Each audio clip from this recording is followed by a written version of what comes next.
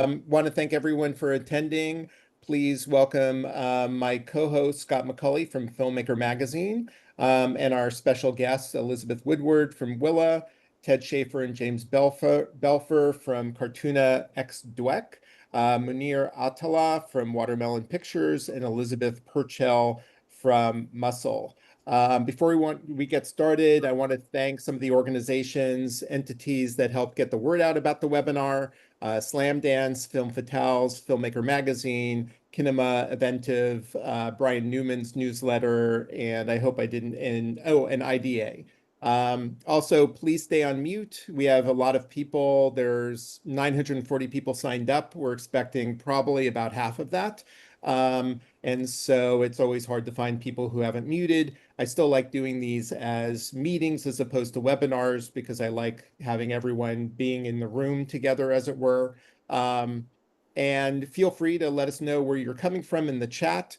But please be respectful of the community also in the chat, and don't overly promote your film. If you drop a link in, great. But if you start repeatedly promoting your film, you might be asked to leave because it just clogs up the chat and it's unfair for people who are asking questions. So we're going to chat with our distributors for about an hour and then open it up to Q&A. So please, if you have questions, put them in the chat. And I have a couple of people, Sean and Gabby, and here who will be pulling those questions and keying those up for us. Plus, we also have all the questions that people asked in advance. And and just to chime in with one thing. So this is there's a kind of companion piece to this seminar in the current issue of Filmmaker Magazine. So we have 4 profiles, one on each of the 4 different companies, and then an introduction by John. So in some of the questions some of the basic, like what were the origins of this company, are really treated in those profiles. So we're not going to go too much into those today. Yes. Today maybe more focused on like practice. Yes, that was in my notes to say that, Scott. So Sorry. no, it's okay. Good. I'm glad you called that out. So cool. So I'm gonna ask each of you, first of all, what is your mission statement / business model for your company? And I'll start with Munir first. Mhm. Thanks so much, John, and thank you, Scott, as well. Thank you for having us. And it's a good place to start because we have a pretty clear one. The way I've been kind of distilling it is that we are bringing the movement to the movies. We basically, Watermelon was launched out of an older independent distributor called MPI Media Group, which has been around since the 70s. The headquarters are in Chicago, and we are sort of the newest label, the new kid on the block. But we sort of launched with a specific focus around bringing untold stories, specifically Palestinian stories, into theaters and into the mainstream. So that that's kind of our North Star. But really, since before our launch, we've always known that Watermelon is about more than just one specific people or type of film. It's really about bringing this coalition that has come together around Palestine lately.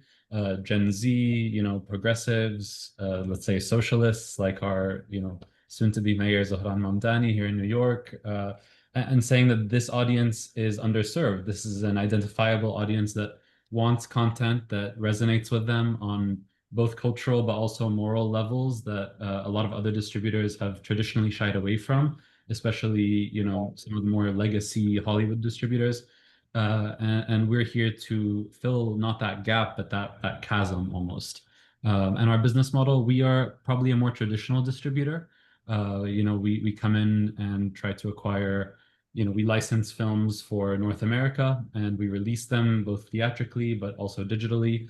We just launched a streaming service called Watermelon Plus, and yeah, so we've got sort of a whole mini studio in the works, and we really welcome stories from all the adjacent struggles that would resonate with our audience, and especially ones that have a natural sort of organic way of tying into the stuff that we're doing. So this year we've released a bunch of films, but from Ground Zero, which was shortlisted for an Academy Award, and The Encampments, which talks about the student uprising, the largest student uprising in US history, that features Mahmoud Khalil, who was just released last week, which we're very happy about. And yeah, they'll also talk about, but excited to hear from my peers here as well. So yeah, that's a little bit about what I'm on. Great. Thanks, Munir. Elizabeth Woodward, do you want to talk about Willa? Yeah, so I'm Elizabeth. My company is called Willa, and started off as a production company focusing on documentaries and scripted films, really focused on stories that are socially important and engaged in some way, but not necessarily hitting you over the head with needing to change a law. There's kind of a open scope, but stories that have resonate with the kind of most urgent issues of today. And I got into distribution as a producer, figuring out how to independently distribute, creatively distribute, and using John's vocabulary, a scripted film that I produced called You Resemble Me. And then just got completely obsessed with distribution and was invited by Sundance Institute to participate in a fellowship called Future Models, which helped me build out the distribution branch of my company. And we launched kind of more formally last year, and are focused on scripted and narrative films and sometimes shorts as well. Cool. Great. James and Ted, and maybe talk about what the blending of your companies. You're also similar to Elizabeth, kind of started off as producers. Yes, that's true. Both James and I started as producers with our respective companies, Cartuna and Dweck. Hannah Dweck, who's not here, is sort of the third part of our triangle. And we joined forces last year because as producers, we were struggling with a lot of our films with the terms that were being offered by distributors, and we wanted to try and take a crack at fixing what we saw were certain problems in the market and just sort of allowing for more voices. I think that's what's been missing. It's become such a buyer's market that we're trying to help make things a little more equitable for filmmakers. Yeah, and I would say as far as like the types of films that we're focused on, we're very director driven. People who kind of have a very obsessive vision for their art form, I would say is the best way to describe it. And I wouldn't say that we're really like heavily reinventing the wheel with how we're taking films out.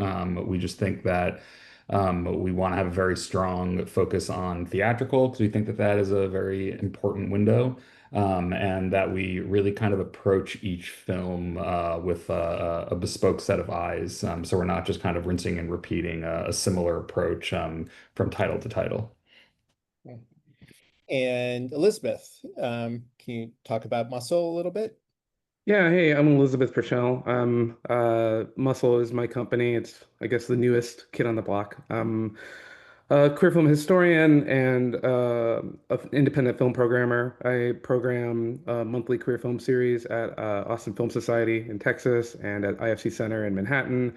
I also do a weekly genre series at the Alamo in Brooklyn and program at Frameline, where I'm at right now in San Francisco. And I got into distribution through my last job at the American Genre Film Archive and really fell in love with it as I kind of described it as being the galaxy brain version of programming. It's not, I want to show this to an audience or my audience. I want to show this to every audience. And so the focus of the company, it's heavy repertory with the goal of trying to expand the canon. I've seen this sort of rediscovery, re-release, canonization cycle play out over and over and over again over the past decade. The one I always point at is Arbalos's release of Funeral Parade of Roses, how that was a very obscure film for many, many decades, and now is seen as a canonical trans film, a canonical queer film, and it plays everywhere, all over the time, and is on every streaming platform.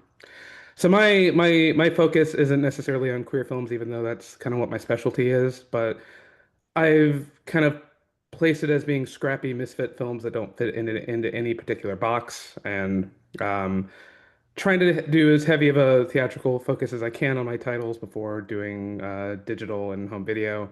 And I know not every title can get a strong theatrical push, but doing it where I can and using my status as like an independent film programmer as a way of pushing my own titles. I also handle theatrical bookings for Distributors, who is one of the oldest and adult film distribution and production companies in the US. They have hundreds of films they do. They have a partnership with Vinegar Syndrome right now, so they're restoring much of their back catalog. And I think as a film programmer and now as a distributor, my job is to get things in front of people that they can't get anywhere else. Now that streaming is such a big thing, now that there's this new Blu-ray market, I need to get films into theaters that, people can't watch on streaming. And so I think sex films, edgier films, um, are kind of the way to go there. It's an experience and it has this sort of event feel to it. The company was always meant to be repertory, but then I kind of fell into distributing two micro-budget trans indie comedy sort of dramas. One of which is Louise Ward's castration movie, which the first part of which is 4.5 hours long, and it's going to be 15 hours long when it's done in 3 parts. And we just had its North American Festival premiere at Frameline and had an incredible response. And it's a film that I think has had a very unconventional path to getting into theaters, and it's just been really inspiring to watch what the director has done before coming to me with it. So, Cool. Cool. Great. And so maybe I'll ask each of you, and I'm just go the order on my screen, but start with Ted and James. How do you work with individual filmmakers that may be different from the way a more traditional distributor might work with them? I think we come from a filmmaking background, so a lot of it is we try to be as collaborative as possible. We take a bespoke approach, like James was saying, to each film, which means working with the filmmakers to design to bring on a team, a marketing and design team that really understands and fits with the film. That's one of our goals, is not to grow with too much overhead, so we can make sure the people that are designing the artwork and promoting the film actually like the film that they're doing. It's not just part of their job, which also means we're staying relatively small at the time, trying not to take on too many projects, which gives us the ability, the three of us, to really focus on each title and have a really close relationship with the filmmakers, which is not dissimilar to what we have done as producers or executive producers. Great. James, anything to add, or? No, I think Ted got it spot Great. on. We're producers through and through, and so we kind of view it as we're continuing that kind of producer director relationship through the release life cycle of the film as well. So Great. Elizabeth Woodward. Yeah.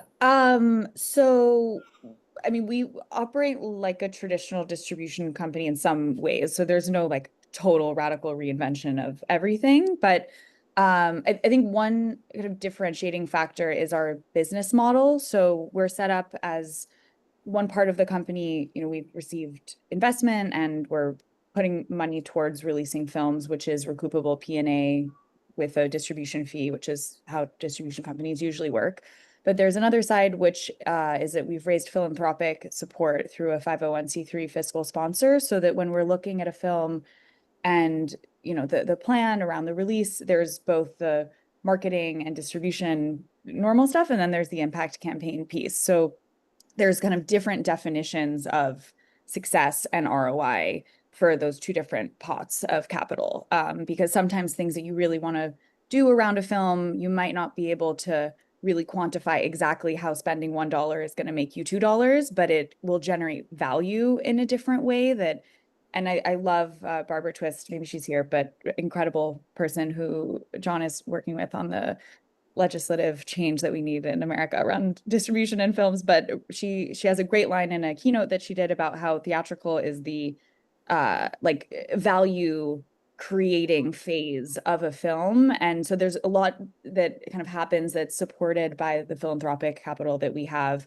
that either is generating value or also like for the film itself from a marketing and revenue generating perspective, but also looking at how some things that a traditional distributor might be interested in doing, but where there's no proven business model. Like we've done pay what you can screenings online and in person, and there's all sorts of things that are really exciting anecdotes, that many of which my team and I are not inventing, but that we'll see that filmmakers did when they were independently releasing their film, that are worth experimenting further with. But you need you need to have a system where if that thing that you're doing doesn't make any money, but it does generate learnings, that there's a business model for that. And so having philanthropy that's interested in finding ways to make the independent film ecosystem more sustainable for everyone by doing these kinds of experiments is how I've kind of built that out. So that's kind of the backbone is slightly different. And then there's also like a deep collaboration with the filmmakers. So we have a stipend that we pay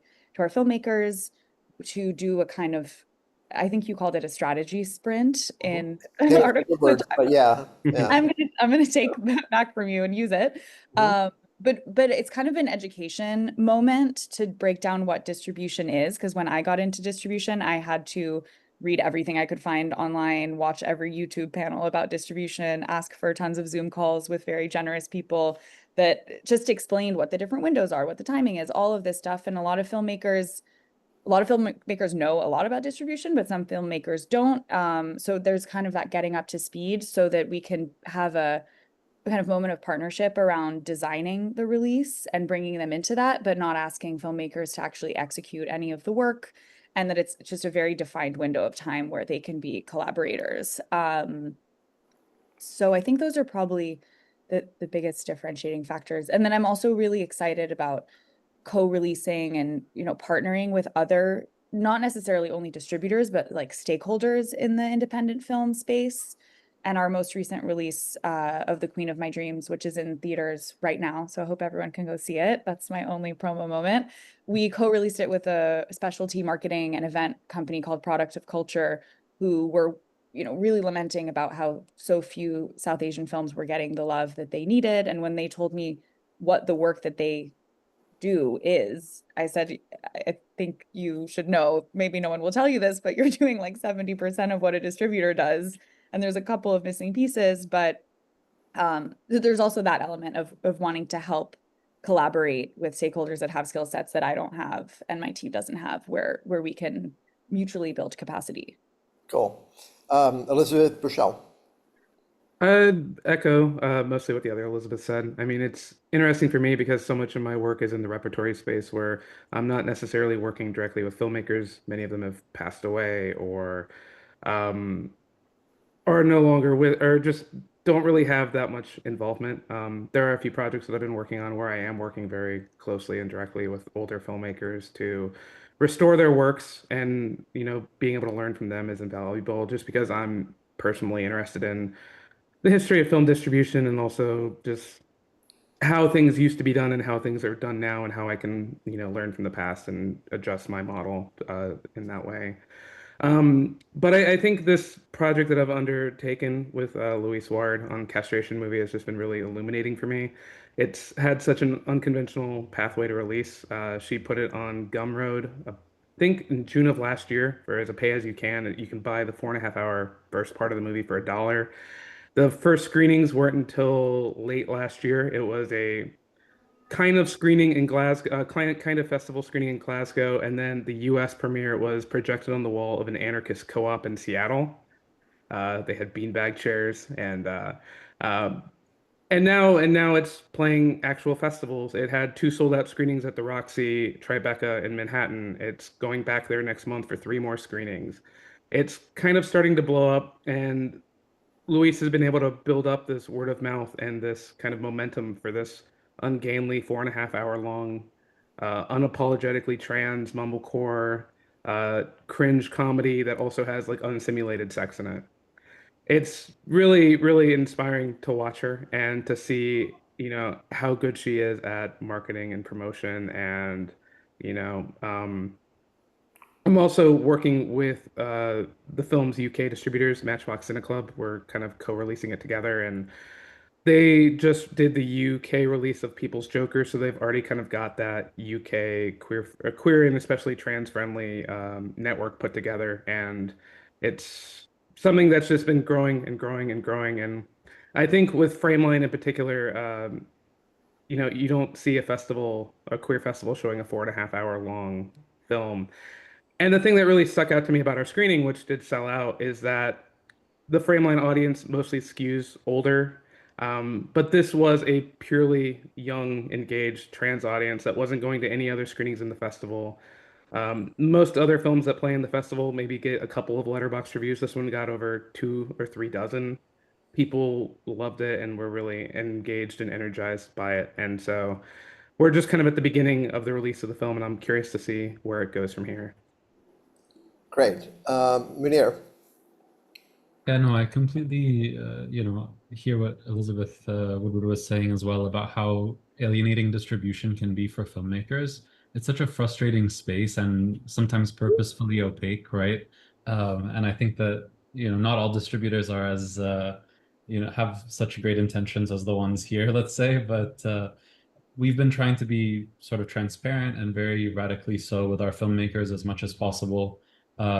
It's a different feeling to be rejected by a distributor that is of your own community, right? So we've tried very hard to say that, when we have to inevitably turn down the majority of films that we receive or projects that we receive, we've tried to deliver in a way that is additive and constructive, which takes more work and time, but ultimately, we see ourselves as part of this community and not as an entity that exists outside of it. And that really goes all the way upstream. We've been trying to, take educational measures and share the findings that we are constantly discovering as distributors with the filmmakers and the artistic community that is producing films around the topics that we care about, really spreading the message that if you start thinking about distribution once your film is already wrapped and premiering at a festival, it's far too late, right? We want our filmmakers to have a much more distribution forward perspective, even in deciding what stories to take on, what films to make. There's so many great stories out there right now, and also so many urgent stories coming out of the Middle East and Palestine specifically. So it's hard to tell people that this great story isn't necessarily going to translate into a great film, right? The medium is very specific, and helping people understand also that we are a North American distributor, right? What does this audience want, and who is the audience for these films? Helping our filmmakers think through these topics from the very inception of their ideas where possible is, one thing that we've been trying to do. Right. So I'm a huge fan of eventizing theatrical, and just keying off of what Elizabeth said about theatrical as, or what Elizabeth quoting Barbara, that theatrical is the value creating phase. I'm curious how each of you are kind of reinventing theatrical or eventizing theatrical in any particular, how you're doing that maybe differently and I think each of you are doing it kind of differently. So I'd like each of you to talk about that. And I think Munir, why don't we start with you? Absolutely. Yeah, no, I think, have we found that there's such an incredible passion for some of these films that we're bringing to the screen, that there's literally organizations in every single city in America that are fighting, this fight, sometimes on the streets, but people want something different to organize around. It's very exhausting to be kind of protesting and doing all this educational stuff, and it's a much lower lift in some ways for folks to go out to their community and say, come watch a movie with us, and at the same time, it is a way to reach new audiences, bring people into organizing work, bring people into greater political awareness and education. So we've been working really hard to reach all of these different groups, even in smaller markets that others might overlook, and encourage folks to bring out their chapter of Students for Justice in Palestine, or organize around their church or synagogue or mosque, and really draw out some of these audiences and fill theaters, making the sort of traditional theatrical experience more communal, right? Because I think people are also looking for a certain catharsis right now, especially around these issues that we're talking about. People want to be in community when they're experiencing sort of the weight of these different films, but also the hope and the excitement of them too. Like with the encampments, what we saw organically happen in so many different cities is people just start chanting and cheering together after the film. And sometimes these would spill over onto, you know, outside of the theaters. And that's something that I don't think we've seen happen at the box office before. You know, to the theaters, they're just happy that their seats are full and that there's a younger audience than they've ever seen walk through their doors showing up to the movies. So that's really, I think, one way that we're sort of trying to reinvent the box office. Another is by partnering with some of these orgs that are more trusted. We don't do this in every city or with every organization, but when we have like longstanding partnerships, we invite them into the process of promoting screenings and also sometimes entrust them with kind of hosting a talk back after the screening. I think it adds value to your ticket price when you're able to not just watch something passively and then it's over and you leave, but rather you get a chance to kind of process it in a group setting. And whether it's, you know, local organizers or activists or filmmakers or artists or influencers, we sort of tap in the right people who we trust to carry those discussions and add on to the theatrical release with some of those more eventized Q&A type talkback screenings. So even when the director of the film or the filmmakers aren't able to be there, you know, we had a film where there was 22 short films and all of the directors are still in Gaza right now. So obviously none of them were able to be in the theater with us.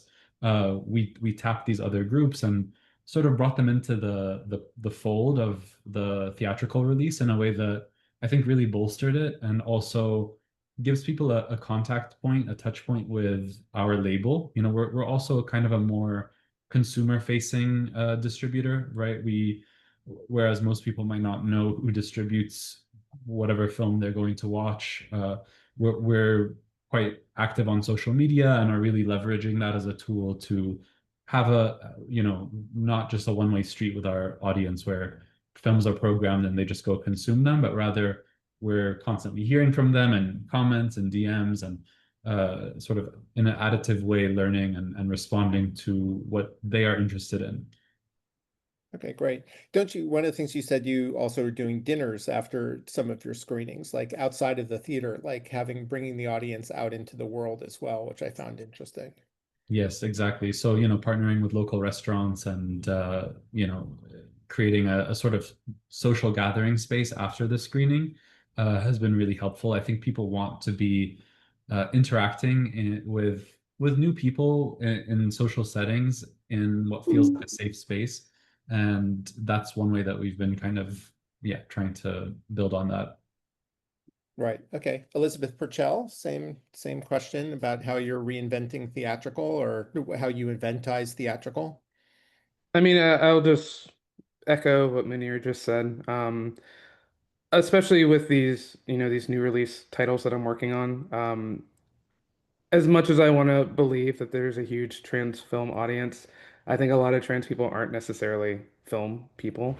And so the way that we've been able to get people to come out to screenings of Castration Movie and this other new release film that I've been working on, Dog Movie.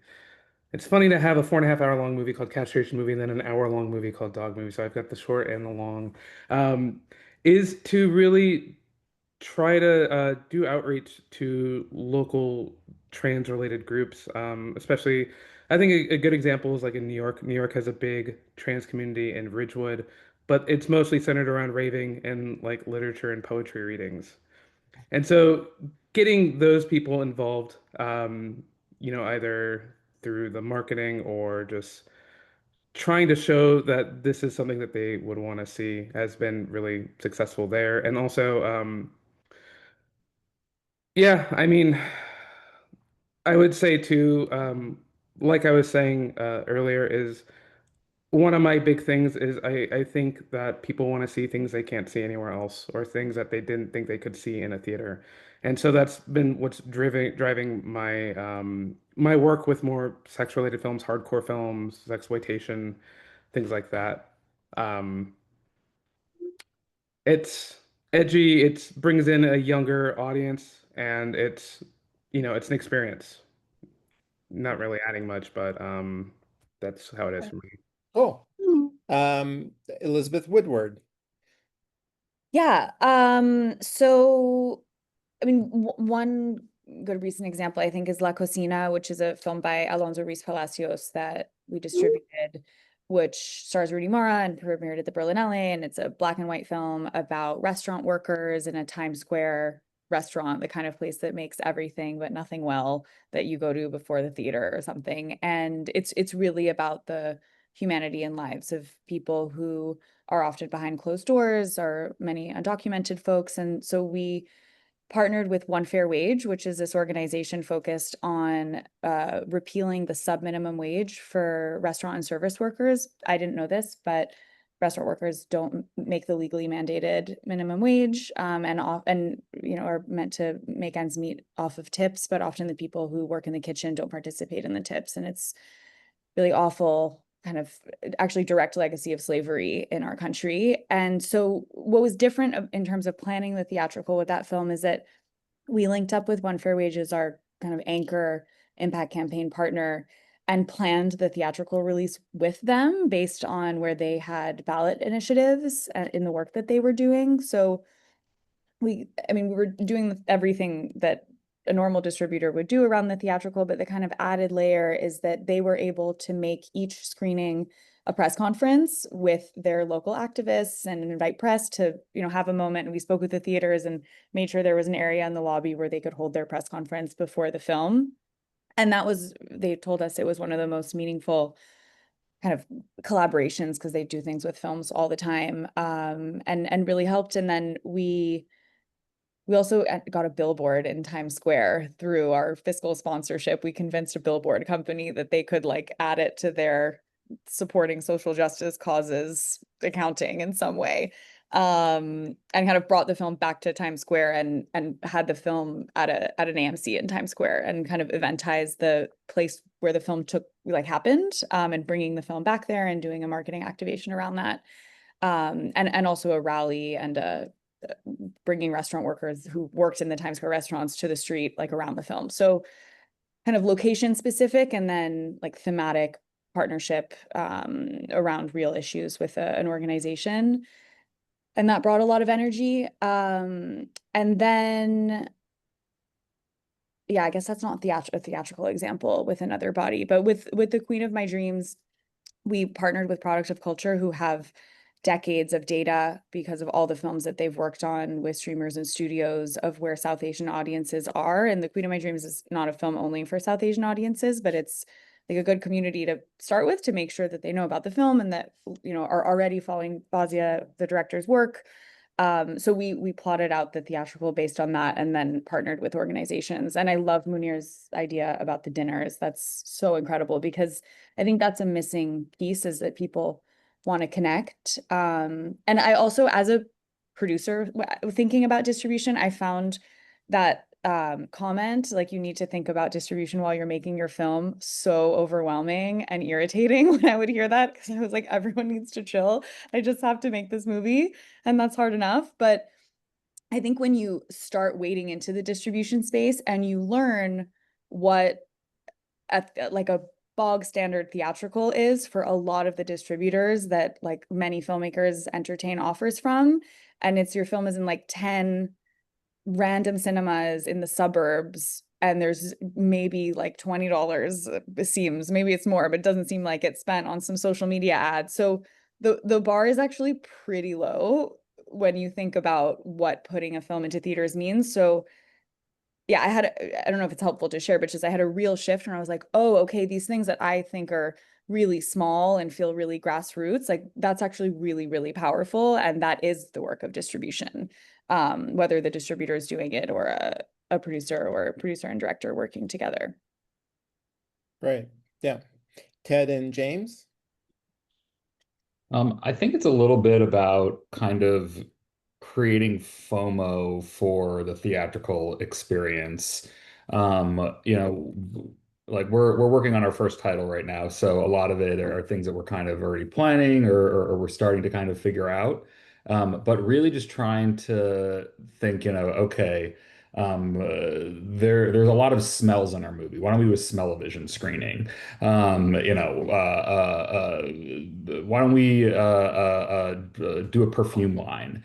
Do scented candle? Like we just we it's kind of creating a reason why people are going to be dragging their friends to the theater, and then telling people, man, you really should have seen this. You could have gotten this cool thing. You could have experienced this cool thing. It's just kind of turning theatrical a bit into a circus as much as we can, because that then ultimately builds word of mouth, and that's what can lead to the film not just necessarily playing for that couple of engagements or a week engagement at that theater. That could mean that they're bringing it back for a week. It could mean that they're bringing it back later that month. It could mean that they're bringing it back later that year. It's trying to really kind of lean into just the kind of fantastical elements that you can have with a live experience. Yeah, Yeah, bringing William Castle back a little bit. that's honestly, Exactly. yeah, we were working with Kurt Ravenwood on this title, who did Hundreds of Beavers, and that was something they found very successful, but also doing things like, before you do a full theatrical, doing a bit of a road show, not on the coast, that also helps build up anticipation. Things that just kind of get people hearing about it. And a lot of it is, I mean, Letterboxd is actually a really great tool for distributors because it allows you to really discover your audience and how your audience is interacting. So something that I think a lot of distributors in the past had been against was a longer theatrical run before a release, or sorry, a longer festival run before a release. But we've found that can actually be very beneficial because it helps to start to discover how your audience interacts with your film and exactly who the audience is and how you meet them. So that's something that I think has helped a lot in shaping these ideas for each film. How do we create a fun activation that gets people to go?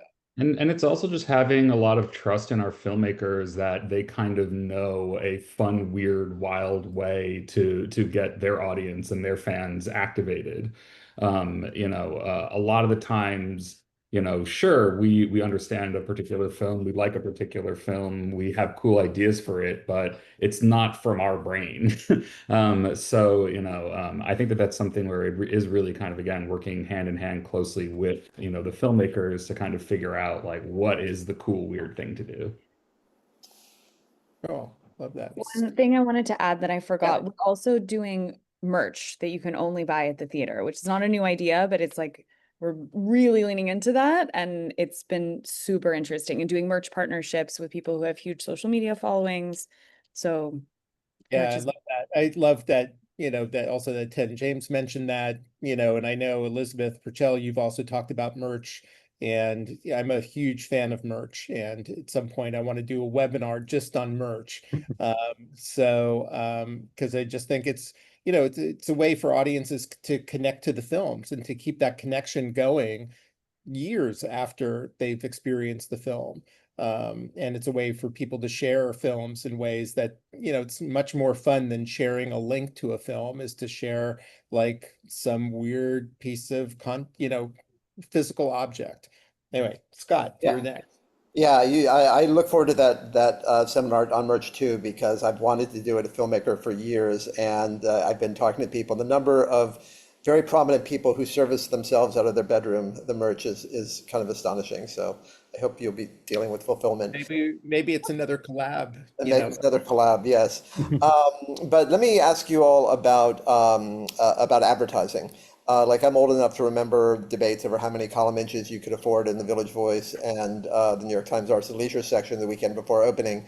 And now it's customary to see releases that spend a lot of money in the first week, or that spend virtually nothing in the first week. So how are each of you approaching media and advertising, both paid and then also in terms of social and unpaid? Maybe we'll go in reverse order, start with Ted and James. I mean, I think the way we look at it is we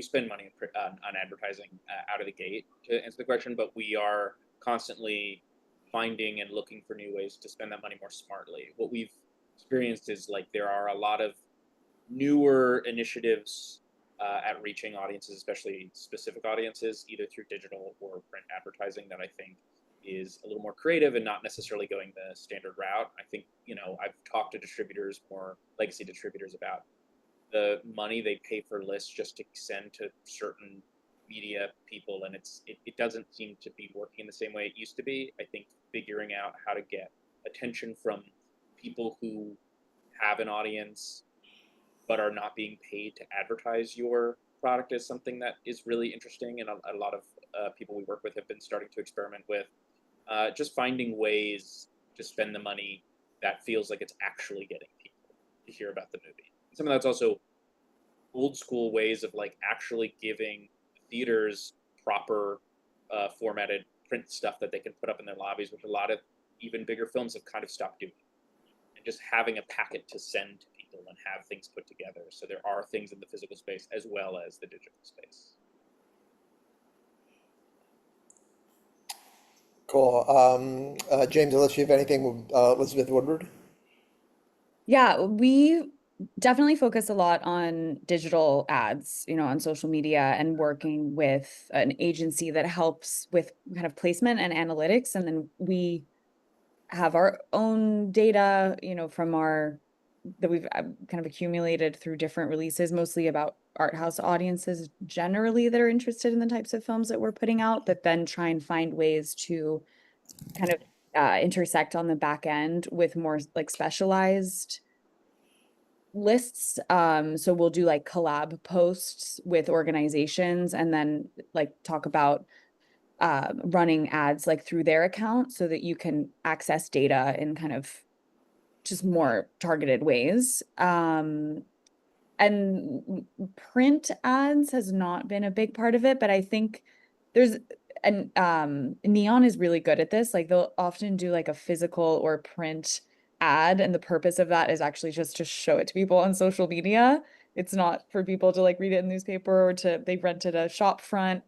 And a lot of the Honora billboards were in like very specific neighborhoods, but there's something interesting about a kind of performative physical ad where you're not really looking for eyeballs on that piece, but bringing it into the digital space that I think is very creative. And yeah, it's a lot of organic kind of grassroots, finding the right partners to be pushing the film out. So with La Cocina, it's based on a play. We partnered with McNally Jackson, and they did a whole series of posts around the film. Can think of more examples, but very much in the digital arena. And emails.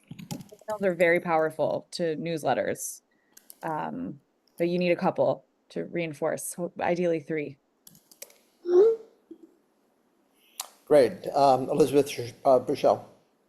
Yeah, this has been the thing that's been kind of a big learning experience for me with my first release, which was an early 80s Australian film called Going Down, which never had a US release before.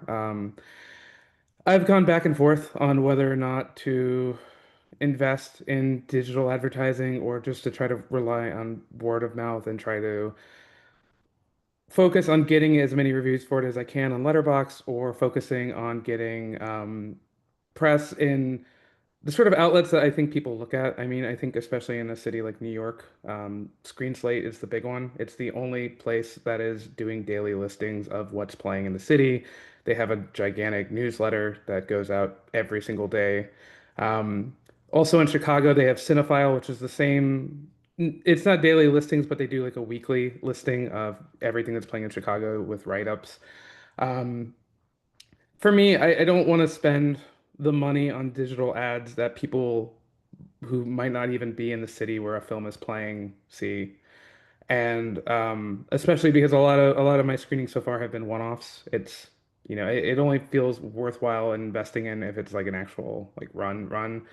So for my releases, my thought has been to try to really focus on, actual advertising when it gets to the actual digital and Blu-ray release, and try to promote that, because that is the sort of release that a wider audience of people can actually purchase or watch or, do something with, as opposed to it's playing in one theater for one night in this one city. Yeah, we've had mixed experiences with advertising. I think it's a very valuable tool, but unfortunately, a lot of our films have actually been our ads have been banned by Meta and Google. So basically the two biggest online ad platforms. I've heard that it's actually quite common with anything left-leaning in the space of cinema for it to be flagged as political content, but of course it's a extremely subjective designation. There's no like hard and fast rules that we're violating. So with the encampments, we had a box office that was about $500,000, but I honestly we are of the opinion that it could have been much more than that if we weren't throttled at that stage. But we're learning. That was the first time that happened, and now that we realize that that's going to be a hurdle for certain films, maybe not all of our films, but some of them, we build that into the strategy. So with a lot of our media is kind of earned media to begin with. So, we're leaning heavily into sort of using socials and even leveraging the social accounts of the filmmakers and the other producers, distributors, etc., involved in the project internationally, really has been successful in some cases. But yeah, so for advertising, it's been a mixed bag. Let me just ask a follow-up that comes from the chat, because a couple of people have been asking about the use of AI and LLMs, whether it's for help in the strategy phase or the fact that LLM-based search, Perplexity and platforms like that are kind of beginning to sort of take over. But do the use of LLMs or AI in any form have any of you used them productively? And anyone can jump in on that. I don't know about LLM search, but now I'm very curious and I'm gonna learn. If you have Google, if you search with Google, you're seeing it because that knowledge pane up top is their LLM model, and then that's over the course of the next year, they're going to be deprecating traditional search, and that will be the primary thing that you see. But yeah, it is something a lot of people are using to replace conventional search. I mean, personally, we use it in our workflow across the organization, but it's not integral to the sort of strategy phase, just because I think it's better at kind of synthesizing what has already been done. And when you're doing sort of like what a lot of people here are doing, something a little bit new, it tends to struggle with that. So, it can kind of fill in the blanks, but it'll give you answers that, at least for now, are a little trite or maybe don't apply necessarily. So hoping that they improve, whatever tools we can use to reach more people, we welcome it, while also being wary of the tech industry at large. So yeah. It's not something that we have even discussed using, because the exact point you're making here, which is we are trying to do something that isn't replicating what's been done, except in a broader sense, which is not something that we feel is necessary to be utilized through LLMs. Yeah, I think it's definitely worth analyzing how like smaller distributors can leverage AI to expand our capacity and like minimize the time that it takes to do certain processes. I'm not sure exactly what, but there's 100 different things that are really boring, repetitive tasks like cashing checks from exhibitors that I would love for AI to take care of for me. But I don't think anything in the like creative ideating phase. I mean, maybe to say, hey, this is the plan, do you have a better idea? But I don't think it's going to come up with something better. Cool. Great. John, do you want to ask the next one? You're muted, John. What kind of films and filmmakers are you guys looking to work with? And what are you interested in general? Like what kinds of films? And start with you, Elizabeth Purcell, although you've kind of said it, but I'm curious like how you would define that. For me, it's just a matter of personal taste. It's, am I interested in this? Do I think an audience would be interested in this? Like I said, the company so far has been kind of amorphous. It was initially just purely repertory, and now it's suddenly has two newish release titles. I mean, the other funny thing about the castration movie that I've been working on is that even the filmmaker is like, this is the world's first run repertory film because it's been online for a year before we ever started doing any screenings of it, and it's, you know, such an event sort of project. So, I mean, I'm trying to look at things that I think will work theatrically, but also I think will have an audience on Blu-ray and that could also do well on, you know, SVOD or, you know, just other forms of streaming. Yeah, I mean, the funny thing about the company too is that so many people associate me at this point with like queer films, and I'm trying to maybe break out of that a little bit and just do things that I'm interested in. And so for me, releasing this Australian film, which has queer elements to it but is not a queer film, was kind of a pointed, very specific way to launch the company. Cool. Great. Ted and James. Just obsessive filmmaking is like what I kind of call it. The first film that we acquired, Dead Lover, was a film that was four of the same actors in a black box theater, and a director and a team with just like such a curated vision to every single thing that you're seeing and hearing in that film. Um, trying to find those types of filmmakers that are just going to really have their unique fingerprint all over everything. It's not the most wildly revolutionary take of like work with cool auteurs.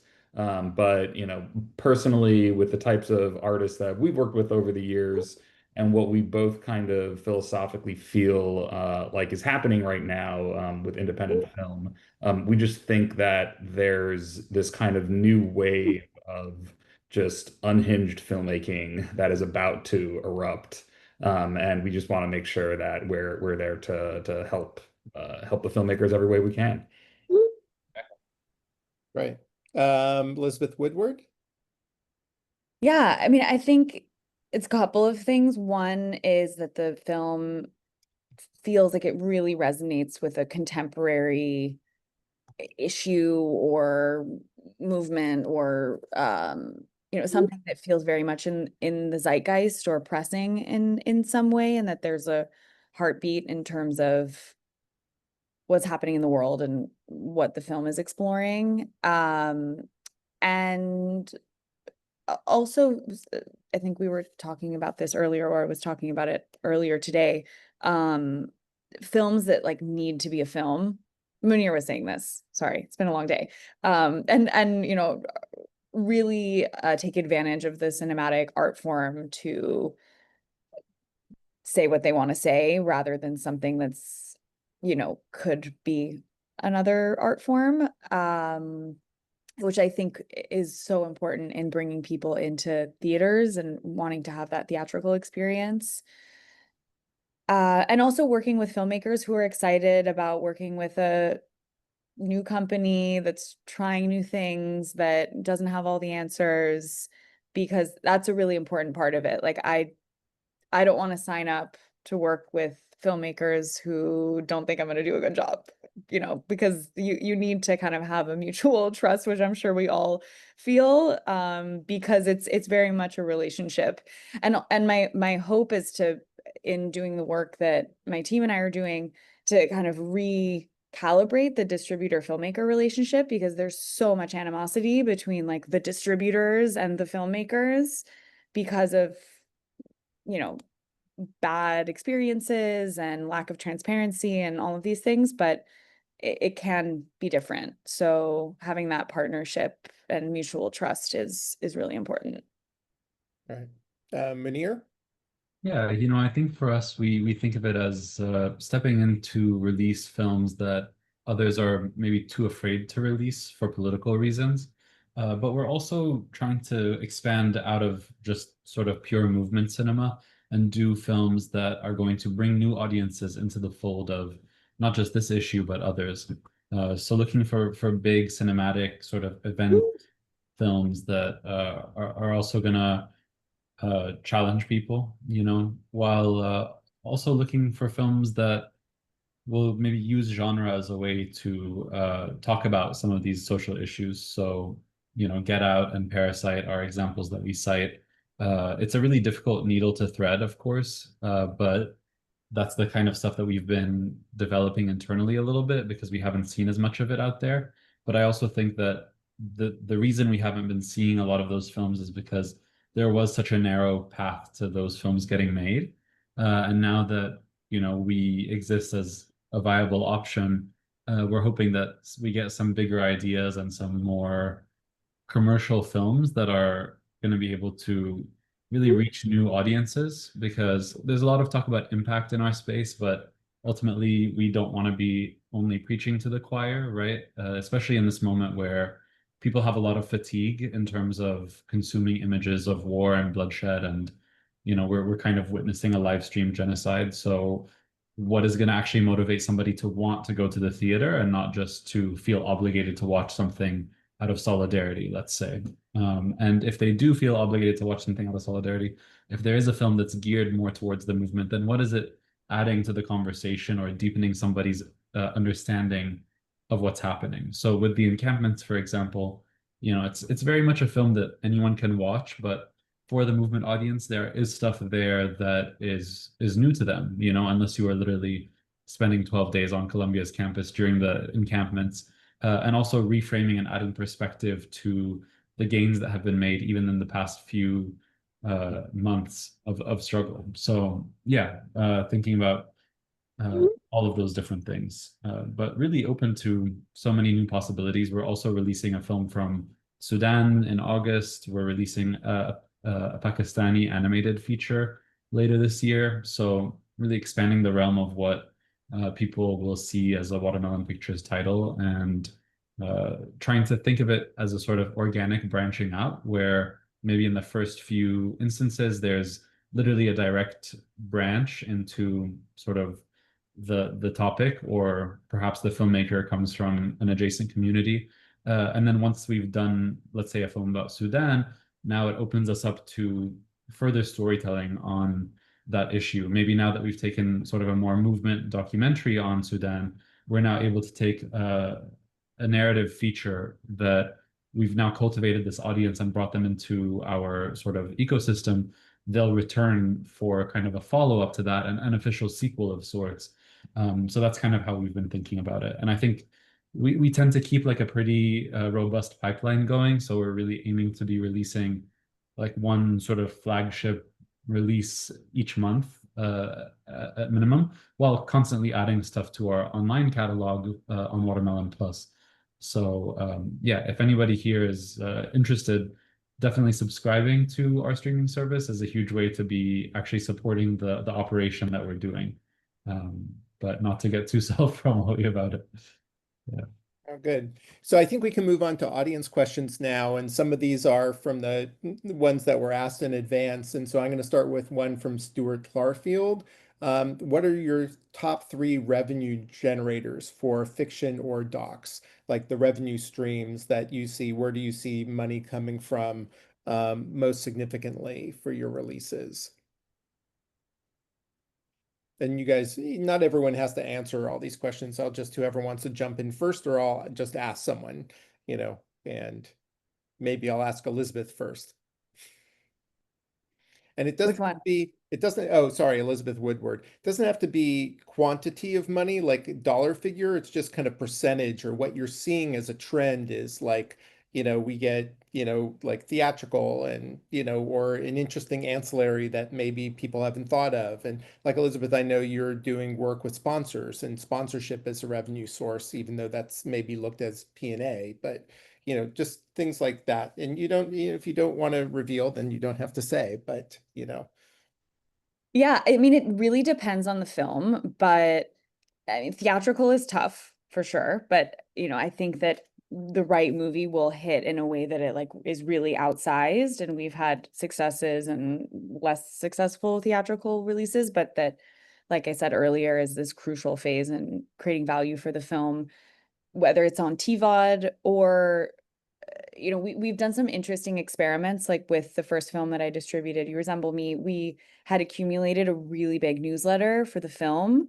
And when you put a film on TVOD, Apple and Amazon and all of the and Google Play, those platforms take a really big percentage as their fee. And then, you know, there's then the distributor fee. So we, at the time, there was only Vimeo like on demand, because Kinema and Inventive, or maybe Inventive existed, but I didn't know about it, where you would keep 90% of the revenue. So we decided to do an exclusive TVOD via Vimeo on demand only for the newsletter subscribers, and it was like $25 to buy the film.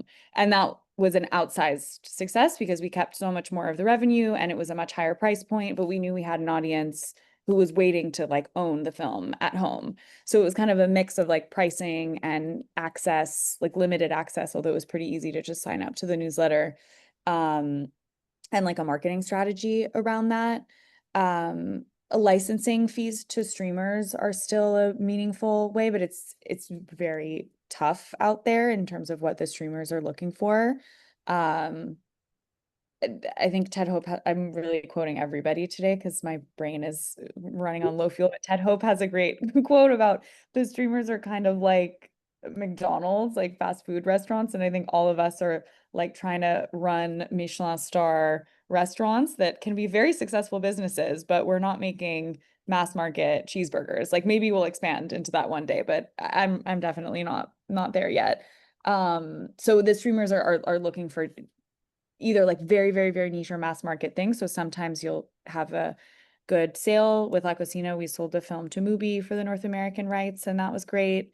And then there's kind of experimental things that are interesting as well, like with Another Body, which was a doc about deepfake sexual abuse. We organized a summit. Essentially, it was like a conference on Zoom, and it was the first event about this issue. So there were academics and policy people, and the filmmakers were also there, and we did a pay what you wish virtual screening, and we made, it was like 515% more than we would have made if we charged individual ticket sales, because some people like really donated a lot, and we were clear in the messaging that that money would help recoup the investment in the film and keep kind of continue the ability to share that film with other audiences.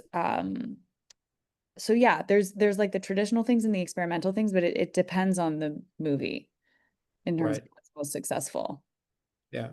Munir, how about you in terms of like, what are your bigger revenue streams, or where it's probably film by film, but where are you seeing revenue coming from? Yeah. I mean, we have seen surprising success in the box office for a lot of different films. What's been interesting also is that, you know, some films do really well at the box office, and then the digital release kind of is overshadowed by, other more, pressing with films, let's say. Or conversely, sometimes the theatrical release kind of sputters along, but the digital release is really where the audience has been. We've also been finding pretty decent revenue streams from campus screenings. You know, we did a big campus push with the encampments, which was kind of a natural place for that. And oftentimes, you know, the universities, they have budgets to bring films and speakers and events. So you're not asking students or professors to put up their own money, but rather, you know, department money or things like that, charging between $500 and $2,000 per screening. And, we've done over 100 campus screenings with the encampments, and there's over 500 in the pipeline. So when you add it all up, it really becomes quite a significant revenue stream.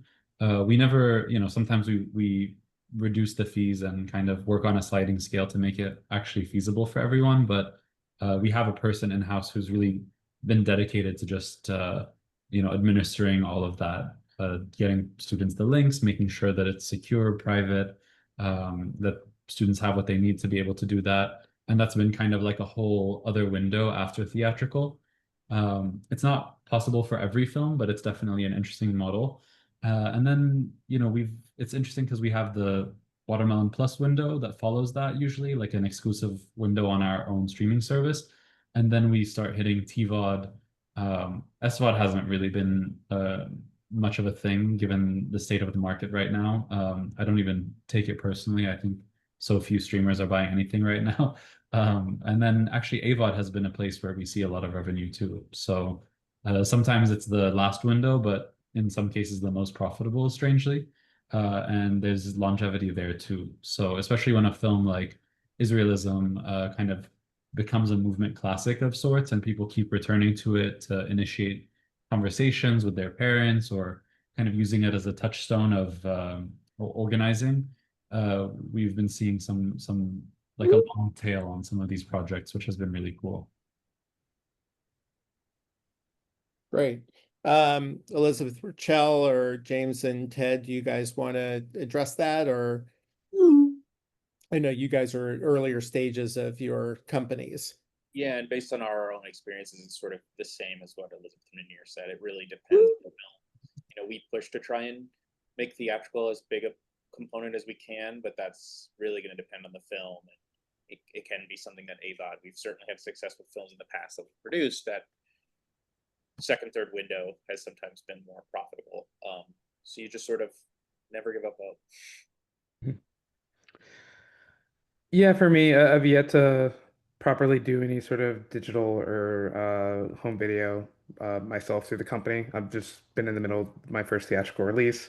But at my last job at the American Genre Film Archive, our Blu-ray distribution was done by OCN, which is the sister company of Vinegar Syndrome, and they're also going to be handling my own Blu-ray stuff through Muscle. So I'm very familiar with the financials there and what what to expect from that.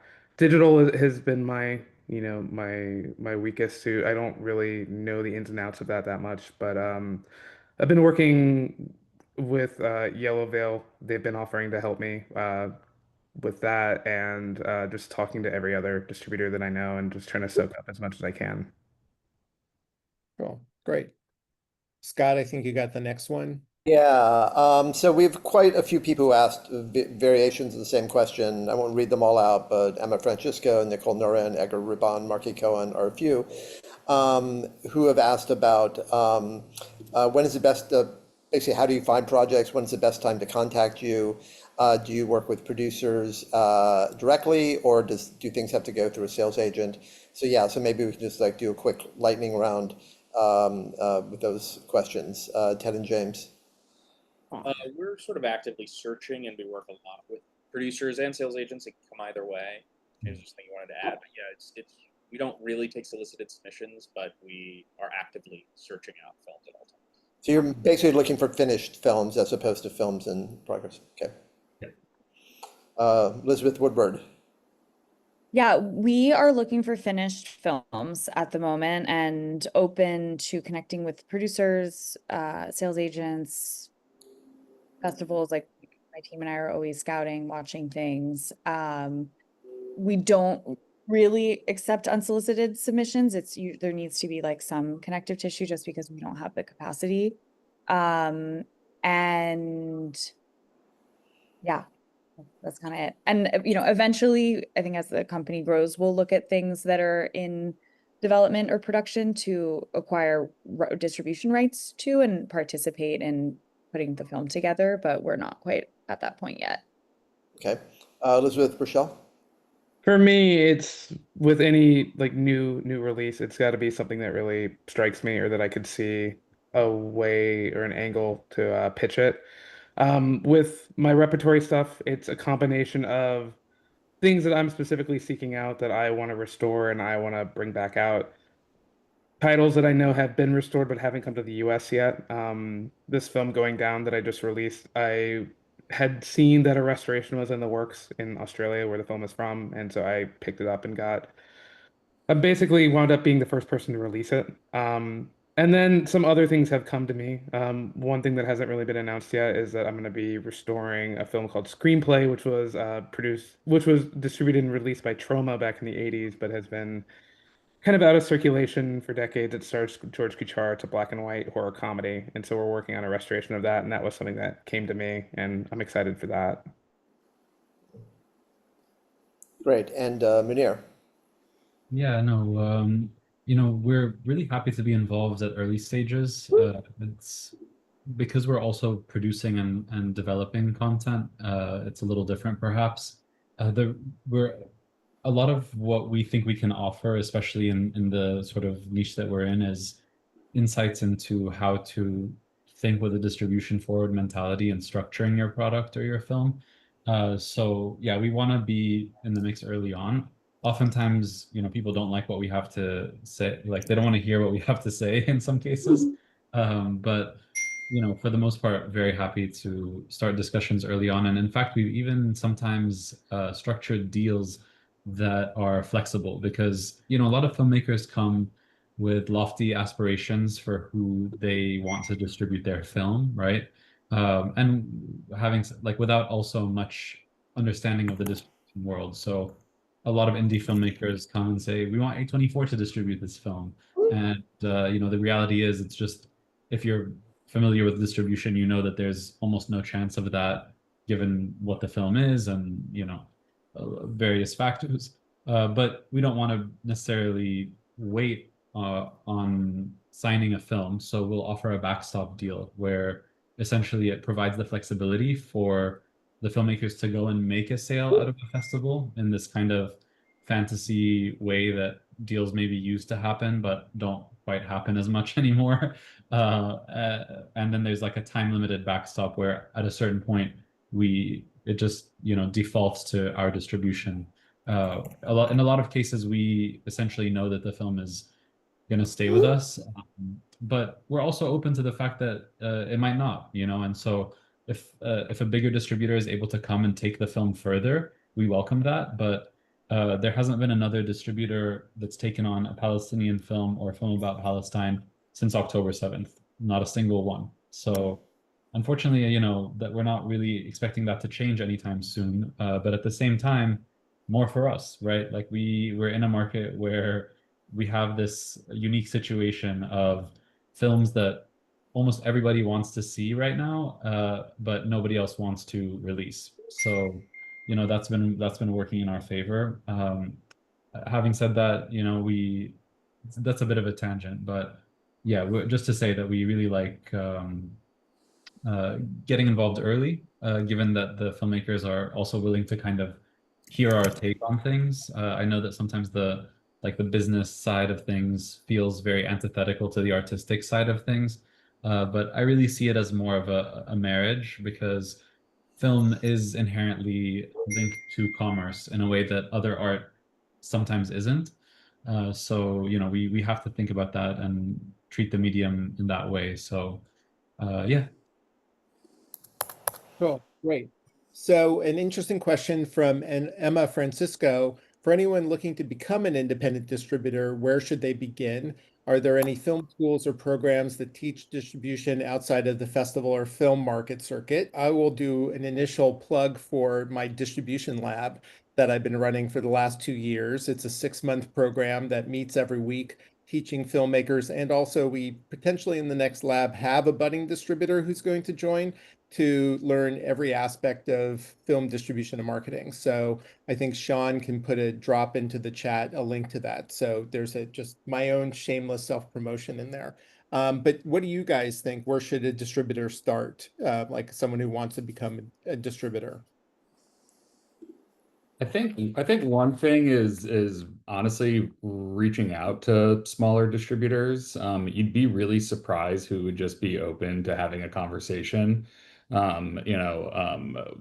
a lot of the films that I've produced, I've spoken to a lot of distributors who I've sold films to, and I tend to kind of ask too many questions. But then when it came time to kind of starting our own thing, then I started looking at, okay, who are the other boutique distributors that are kind of newer out there that would potentially just like email back if I'm just like fan of your work. I'm interested in getting into distribution and would love to just kind of learn more about, what it is you're doing. I tend to kind of view, and I think probably everyone on this call would agree that like boutique distribution isn't so much a competition as much as it is about figuring out an ecosystem to support each other because, I think the types of films that we're all wanting to put out, even though they differ slightly, they're all part of a similar kind of indie ethos. Cool. Yeah, I'd echo that. I mean, for me, I had known a little bit about the ins and outs of distribution just through my last job at AGFA. But when I wound up starting to think about actually starting my own company after I was laid off from there, I started talking to basically every distributor that I knew. I've done a lot of home video disc production bonus feature work, so I talked to people at Yellowville, Altered Innocence, Connie, Arbalos, Fun City Editions. There's probably at least 4 or 5 others that I've talked to that I'm forgetting right now. And they were all extremely gracious and just answered all of my questions. And I mean, some of them were even kind enough to share sample agreements for me so I could work on putting together my own agreements and just really helping me with stuff that was kind of a little bit beyond my grasp or that was outside of my sphere of what I was doing at my last job. And it really took something that was kind of terrifying and made it like very, very possible. So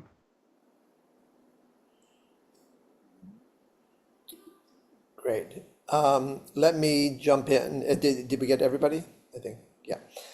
So let me jump in with a question that maybe I'll give my own answer to this question after the producers on the panel tackle it.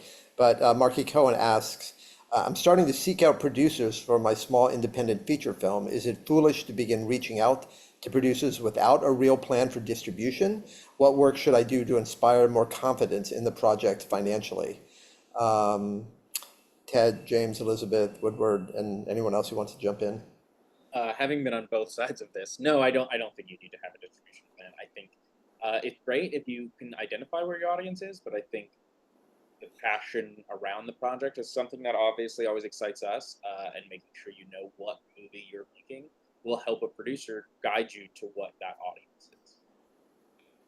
Yeah, well said. I mean, I think if there are like textures or elements that you already know about that you can put into, the audience section of your pitch deck, that's always helpful. But I don't think that directors have to have it all figured out. Yeah. I would very much agree with that. I think if you have access, if there's something that I wouldn't know, like for example, I have 50,000 people on an email list, or my YouTube short has 10 million views or something like that, if you have like really clever ideas, but to try to pretend to be a distributor and do pie charts with where the money's going to come from, or have comps in their box office numbers like that, I think the producer you're sending it to is going to want to figure that out for themselves. Cool. All right, I think nearing the end, I want to ask everyone what they feel the future of film distribution is, even beyond what their thoughts are. What are their hopes for film distribution in the future, but also where do you see it maybe 5 to 10 years or 1 year, 2 years? And if you don't, like, where would you like it to be in a sense? Anything in that realm. And if anyone wants to jump in, otherwise I see Elizabeth Woodward with a big smile, so you can start. It's a hard question. Can you repeat exactly what the question was? So I don't So some back. combination, you can choose your own adventure here. What do you see the future of distribution? What are you excited about in the future of distribution for film? What do you hope for, in the future of distribution for film? Those kinds of things, somewhere in that realm. Yeah, I mean, this Zoom gives me a lot of hope. I feel like the independent film distribution space, like it kind of all through my career, I feel like I've just kind of gotten to know a certain space, whether it was the documentary world and then the fiction world and then the distribution world, just as it was like completely falling apart. So I don't really know what the like good times are like.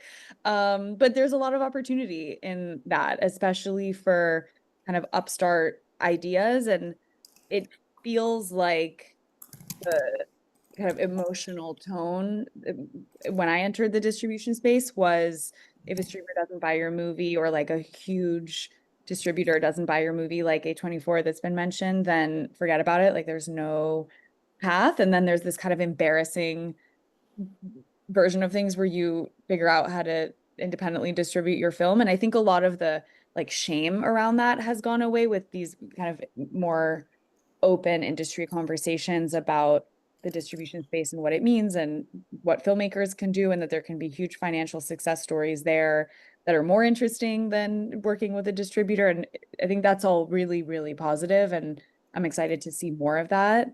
But I think we just need a lot more distributors, new companies, new individuals, whether it's big companies that are raising tons of money, whether it's someone, on their laptop deciding that they're distributing films, just more kind of diversity and different ideas and different people doing different things, and like repopulate the garden, because it's like very barren soil right now.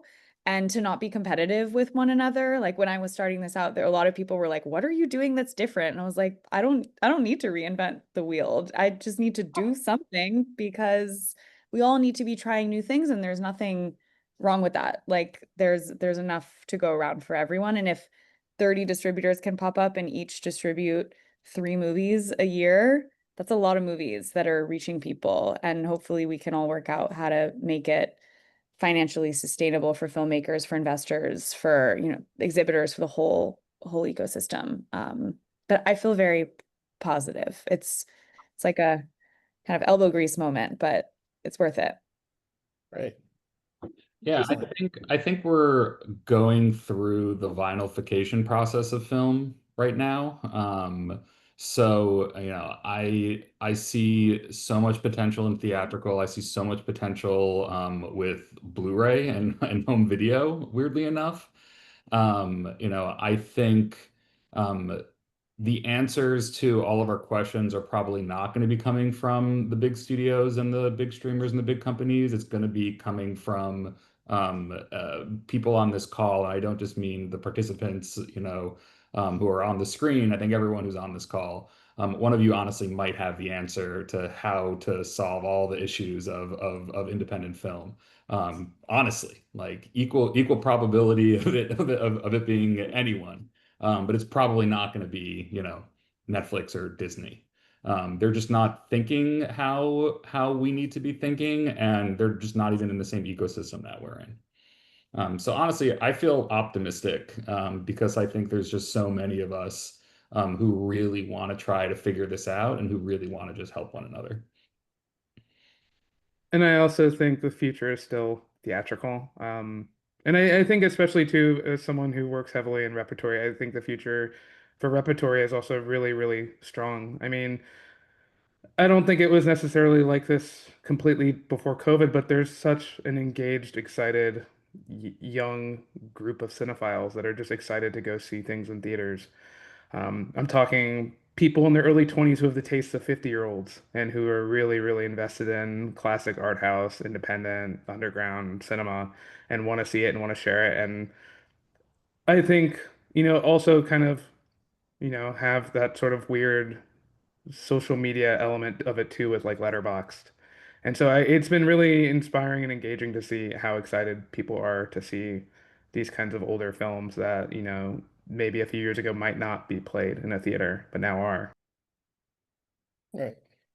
Yeah. Cool. No, I would echo what everyone's saying. I think it's interesting because there's so much consolidation where, basically tech companies are no longer even distributing films, they're just uploading them. And at the same time, there's fragmentation where there's opportunity in some of these more niche markets that others are ignoring. And I think a lot of these distributors here are kind of able to reach more directly. So hope that we keep growing in our lanes, and here to help any of you all. If there's anything I can do, all of your missions sound incredible, and I've learned so much on this. So thank you, John and Scott, for organizing. Great. Well, thank you from Thank you, guys. here. And, thank all of you. Thank everyone for attending. We really appreciate it. Ted, James, thank you. Elizabeth Woodward, thank you. Elizabeth Purcell, and of course, Scott, who actually instigated this months ago by saying we should do this project with these new distributors that were emerging, and we should do it as part of Filmmaker magazine, which we did, and you can read about it in Filmmaker. And then I immediately said, oh, but can we do a webinar?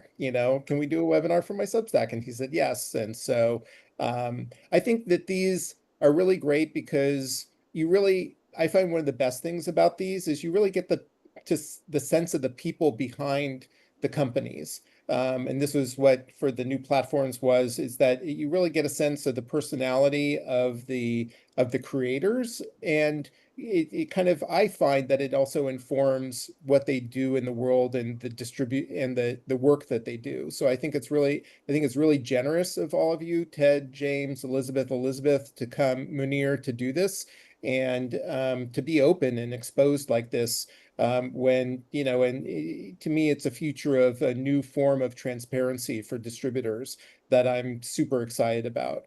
And I'm so inspired by what all of you are doing in your own spheres, and how you're engaging audiences in new ways, how you're reinventing theatrical in new ways, et cetera. And it's just, after doing the interviews that Scott and I did with you to write the article initially, I was just so excited and thrilled. And if anyone's kind of like depressed about distribution right now, and I know it's tough and depressing, but hopefully this and meeting these people is providing hope. And it's a lot of what they're doing are things, if you don't have a distributor, there are a lot of what they're doing, things that you can also do in your own path to independent distribution. Because yes, these 4 companies are amazing, but they can only handle so many films. And until that next 30 to 100 distributors, like as Elizabeth said, crop up, and can handle start to handle many, many more films. At least you guys, I think, are showing really wonderful ways of how filmmakers can proceed in a path forward. So thank you all very much. And stay tuned for our next webinar, which is July 9th, which is about the film Big Sonia, which is an independent distribution done by a filmmaker showing. And what the specialty of that webinar is, the long tail of distribution, of how distribution, that's one of the things I think you guys are all practicing, is understanding that distribution has a long tail and how to monetize over time. So anyway, thank you all so much.